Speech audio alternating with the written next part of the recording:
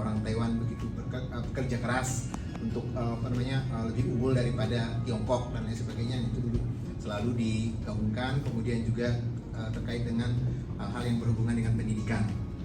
Nah, kalau sekarang saya perhatikan itu biasanya banyak memberikan informasi terkait dengan migran Indonesia juga tentang pendidikan. Maka tadi waktu Kak Farini jelaskan bahwa jumlah mahasiswa itu lumayan banyak, itu wajar saja ya, karena memang daya tariknya luar biasa gitu.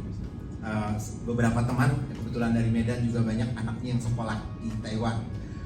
Yang menjadi pernah dari Medan itu ada berita bahwa siswa yang akan menjadi mahasiswa itu dinyatakan COVID, itu berita besar tuh di teman-teman orang tuanya yang baru kirim anaknya ke Taiwan waktu itu diberitakan. Dan itu saya dapat sharing di WhatsApp, itu ada sekitar 4-5 orang yang kirim ke saya, oh ini beritanya dari Radio Taiwan, oh ternyata apa yang saya sampaikan didengarkan oleh di monitor juga oleh orang tua gitu. Itu yang saya kaget waktu saya lupa bulan September 2021 atau 2020, saya lupa. Waktu itu lagi ada berita itu. Nah, di samping itu kebetulan saya mendengarkan radio luar negeri. Salah satu yang menjadi tujuan saya adalah koleksi kartu QSL. Itu yang menjadi salah satu, karena dari situ saya mendapat gambaran terkait dengan kondisi suatu negara, pemandangan suatu negara, kemajuan suatu negara dan lain sebagainya lah. Itu yang saya dapat dari fotonya, dari QSL tersebut. Ya, saya pikir teman-teman lain mungkin jauh lebih lebih berpengalaman dari saya, karena memang saya kebetulan orang kampung banget gitu. Ya, orang kampung banget, jadi hanya bisa mendengarkan siaran radio.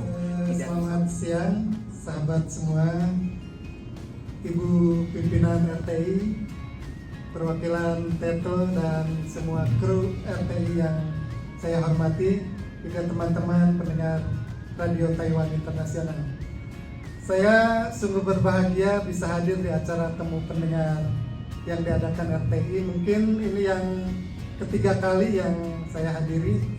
Pertama ketika itu tahun 2009 di Hotel Saripan Pasifik kalau nggak salah, Kak Tony dan Kak Tommy Hartono yang hadir ketika itu.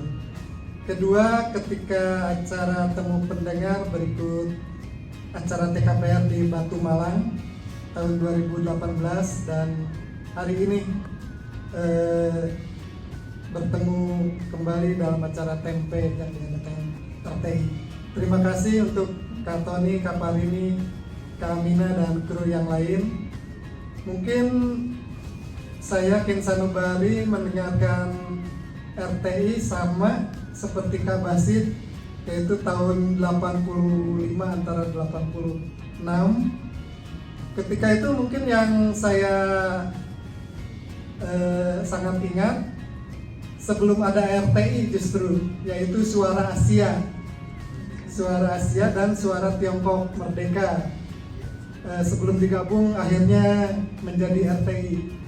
Ketika itu Suara Asia dari kota Kaohsiung dan Radio Suara Tiongkok Merdeka dari kota Taipei ya, Kak. Yang paling saya ingat penyiarnya yaitu Kak Andri dan Kak Maria. Hanya dua itu mungkin yang hingga saat ini masih cukup dikenal oleh sahabat semua. Adapun kelebihan dari RTI di samping radio-radio siaran luar negeri yang menyiarkan dalam bahasa Indonesia, yaitu tadi kata Pak Edi, mungkin penerimaan dari pihak RTI untuk menjawab surat-surat pendengar dari Indonesia lebih cepat dan sangat antusias gitu. Jadi ada kebanggaan tersendiri dari kami sebagai pendengar, ada kebanggaan karena direspon positif oleh RTI. Misalkan untuk surat pendengar, kita di samping mendapatkan kartu QSL, juga RTI selalu memberikan cenderamata yang menarik dari mulai ballpoint, gantungan kunci, gantungan handphone, tas, topi, t-shirt, semuanya RTI berikan. Berbeda dengan radio-radio siaran luar negeri yang lain. Mereka mungkin hanya 1-2 kali mengirimkan cenderamata tersebut pada acara ulang tahunnya saja. Kalau RTI hampir setiap minggu atau setiap sebulan sekali ada cenderamata. Mungkin itu yang bisa saya sampaikan.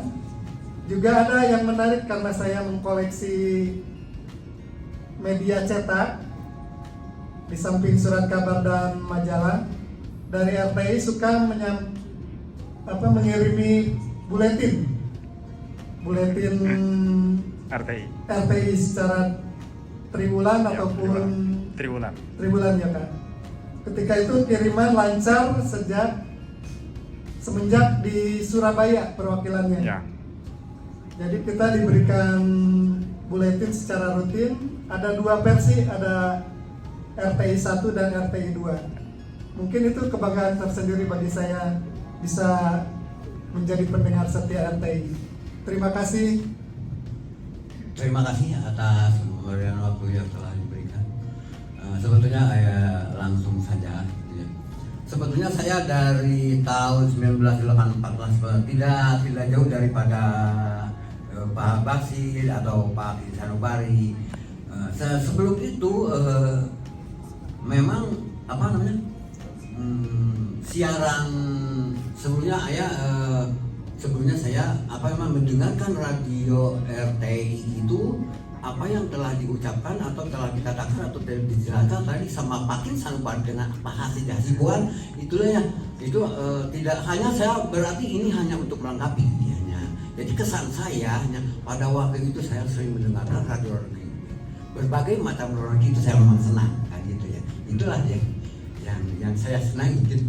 Tidak bisa dirasakan oleh apapun juga gitu. Tidak bisa dinilai orang materi gitu ya. Nah setelah itu jam malam kalau memang dirasa memang ada 2 siaran ya. Siaran malam dan siaran siang ya. Nah siaran malam utak-atik gitu ya saya sebelum tahu bahwa itu gelombang RTI ya saya tercari ini ada suara apa ya tapi ada ya, saya mendengarkan timbul tenggelam suara Indonesia ya. Ya. Oh ini kita cari itu penasaran kan. Dan penasaran bikin penasaran. Nah setelah saya tahu di situ belum punya tromopos, tromopos kan apa yang tadi telah katakan sama Pak Bin di Surabaya ya. Tromopos. Sebelum ada itu kita kan saya langsung kirim surat ke RTI pada waktu itu memang apa yang telah diutarakan itu memang undang itu hanya itu. Nah setelah itu pas siang-siang hari sebetulnya yang saya rasakan ada kalanya begini ya saya ada teman sudah janji saya betul-betul untuk meninggalkan RCTI yang siang itu gimana itu pertimbangannya memang berat ini tapi memang ternyata pernah kecewa saya kan akhirnya saya pas waktu itu sekitar jam 12 kalau nggak salah pada waktu ini ya.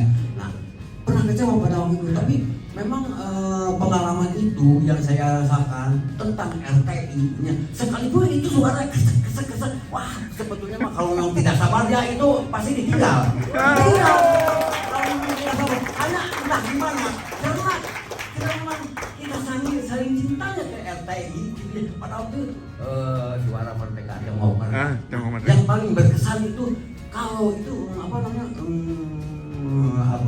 lupa lagi ini frekuensi begini gelombang pelajaran bahasa Mandarin. Oke.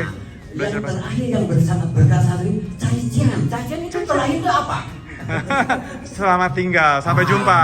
Itu yang terakhir kalau nutup Caijian itu saya.